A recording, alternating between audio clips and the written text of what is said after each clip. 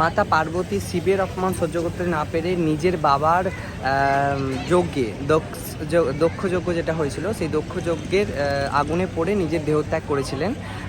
কারণ নিজের বাবা শিবকে মেনে নিতে পারেনি স্বামী হিসাবে পার্বতী মাতার। তো সেই জন্য পার্বতী এখানেই দেহত্যাগ করেছিল, এটা কঙ্খল। তো তারপরে শিব যে রুদ্র মূর্তি নিয়ে পার্বতী মাতার দেহকে নিয়ে নৃত্য করেছিল, তার জন্যই 51টা সতীপীঠ তৈরি হয়েছে আমাদের।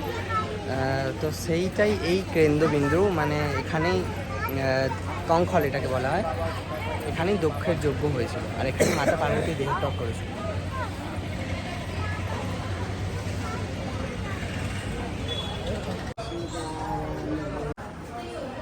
এখানেই সেই দক্ষের যজ্ঞ হয়েছিল, যেখানে মাতা সতী দেহত্যাগ করেছিলেন।